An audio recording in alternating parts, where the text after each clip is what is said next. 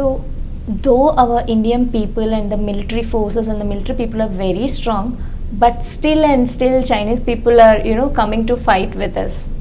What do you say upon this? China believes in a very different philosophy. So the Chinese philosophy is that you must tire out your enemy. Okay. So Chinese, they work from the point of view of a protracted battle, a long drawn out battle. You fight for so long that after some time you start losing your faith in the cause, because the battle has been fought for so long. And in China, even today, their ideology is of the ideology of Mao Tse-tung. So you can imagine, even after 100 years, they have not yet given up on their ideology of annexing Taiwan, annexing Hong Kong, annexing the South China Sea. So almost you see that they have never ever given, they do not believe in that they should have peaceful coexistence. Whenever they get an opportunity, they would like to go and grab that. And unfortunately, this time, actually they never expected that India would react in this manner. So their assessment of the situation, I would say, went absolutely wrong. And they were totally lost, and they never expected this kind of a fierce reaction from India. So India of today is a resurgent India. It is a India which is not going to let go of anything which is rightfully ours. Okay. So we are, I know my coastmates are commanders there and all those things. We do not discuss these issues, but whenever we get a thumbs up from them, we know one thing for sure, that people are full of josh. People Okay. have whole lot of faith in the system, and they know that come what may, they are not going to budge this time. Okay. So, in order to stop China's thoughts, do we need to go hand in hand with America? Well, I would not say just because of that, but if the word opinion is in your favor, it adds to your strength. Okay. So in case of India, it is not only America, but I would say other European countries and other world leaders, if they have, and for that reason I would say that the way India has manifested itself in last couple of years, the way we have emerged as a world leader, the way our leadership is being perceived by the world, I would say that there is nothing wrong, because ultimately these world leaders are going to come to the rescue when the situation is unfavorable, maybe, or come to the rescue of our adversary, because finally he is going to get a nice beating. So it is going to work hand in hand, that we ought to have the support of major powers of the world, and India should not be seen as the one who is the perpetrator of this kind of a situation. We are only acting in self-defense, because it is they who have brought it on us. Yes. We didn't go into that territory. We only asked them to maintain the status quo. So they are doing that. Sir, can you please tell us about the Rafale fighter plane and what are the advantages of it? Well, it is one of the most advanced fighter planes, and it is almost like a force multiplier.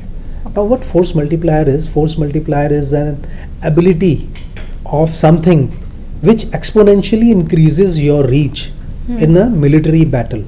So Rafale gives that kind of a reach to the Indian military or armed forces. Battle will not be fought by the army alone. That's why I'm using the term armed forces. So Army, Navy, Air Force, they'll all be put to this use. And there would be air dominance. So for when it comes to air dominance, Rafale would be coming into play. When it would be coming to working or exploiting the altitude, Rafale would be coming into play. So this particular plane is going to be a game changer, because the reach of Indian Air Force would exponentially increase. The endurance of planes will increase. So our ability to fight for a longer period of time will increase. And generally what happens, like you are aware of Kargil. Yes. So in Kargil what happened, because we were fighting on the hills. Same is the case with China in most of these border areas. So there would be artillery and air force which would be a predominant factor. They will be bombing those areas, and they will be making it safe for infantry to go and occupy. It is not going to be an easy task, but at the same time, when you have such accurate and such state of the art weapons, it gives you an edge. Because once you are accurate, once you have that reach, once you have that ability to hit the enemy where it hurts, he would be taking his chances in a very calculated manner. So Rafale is going to make them work out their strategies once again. That is it worthwhile, because they have planes which are of F-16 copies. China is very good in copying, so they have J-16s. So those planes do not have that, and we have seen that whenever our MiGs and F-16s have come across or come against each other, we have always beaten them. So it is always the man behind the machine and not the machine itself, and our pilots are too good. So in any case, as I said, that man behind the machine is going to make the difference, and this machine is so beautiful that the man is going to exploit it to the hilt. Okay. Well, Rafale has almost everything that a new generation aircraft should have.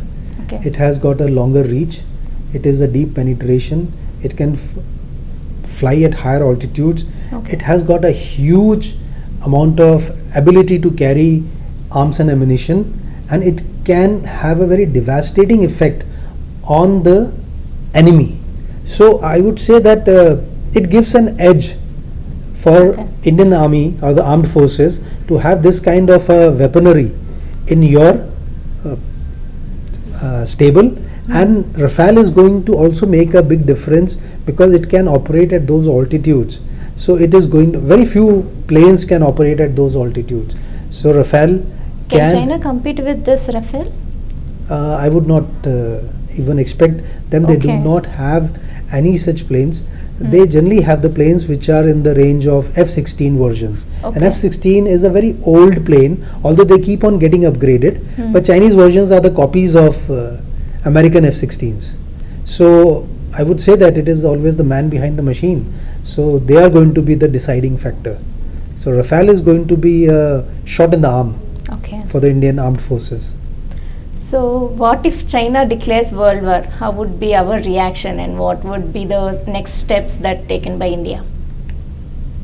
I would say that there is something wrong with China, because today no country is in a position to get into a stage of war. Yeah. A 14-day war can take countries almost 20 years behind. Yes. So is any country prepared to take this kind of a chance or this kind of a calculated risk? I would say it is not even a calculated risk. It is almost like committing harakiri. So you are on a suicidal mission, because a country which goes back 20 years in time, they will have so much of unemployment, they'll have so much of inflation, almost everything is not going to work for them. And for what? A piece of land which is only having a strategic importance, and this is not going to be the end of it, no?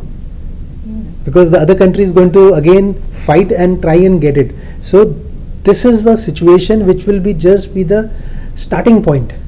So I think that if China does this kind of a thing, most of the countries of the world, the developed countries and the UN nations, I think the Security Council is not going to. There would be tremendous sanctions. Maybe China would find itself isolated in the world, and hence I have my strong reservations about Chinese even contemplating this kind of a thought. They cannot. Okay. I don't think so. China has the ability today to influence the world or go out in a very belligerent manner, Okay. putting everything at stake. They are not in a position today, and they would not like to have. Today, who are the allies of China? Pakistan, Yeah. Iran, North Korea. These are the kind of countries Yes. which are being perceived as allies of China. Are these the countries which we would like to be seen as sitting on the same table? No.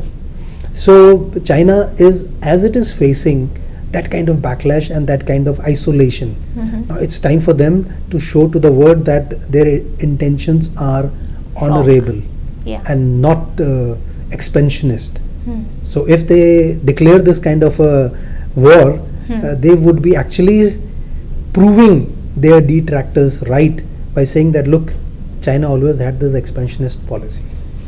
So we just heard a rumor saying that Dawood Ibrahim is still in Pakistan, but they are saying there is no Dawood Ibrahim in their place. So what do you want to comment on this? It's evident, well evident, established fact that the only place where Dawood Ibrahim is or can be Mm. will be Pakistan. There is no other country in the world which will give A shelter. shelter to a person Hmm. who has committed crimes of unimaginable proportions. Hmm. So we all know, means Yes. whatever the inputs are there, and they have been corroborated and given to Pakistan. So we all know, we all understand that Dawood is there. It is only their country and Pakistan itself. They have firstly Yes. acknowledged this fact, and now they have backtracked it. Hmm. I do not know what is the reason of acknowledging it in the first place and then going back on the same acknowledgement. But the only thing what they have done is that they have established a very old notion which was always there, somewhere hidden behind that look, they were behind all these things. So they have proved that thing right, and it is one more nail in the coffin. So thank you so much, sir. Lastly, if you want to say anything to our viewers regarding this China war and all, if you want to give an assurance regarding how India is performing, how the Indian army is performing, and how they are very confident to fight against China and their plans. I'll only say this much, that people should have faith in their army, and they should have faith in their armed forces, because each and every soldier goes through the kind of training which is unimaginable. The level of motivation, the kind of hardship they are prepared to face just to ensure that not even an inch of our country is taken is something which fairy tales are made of.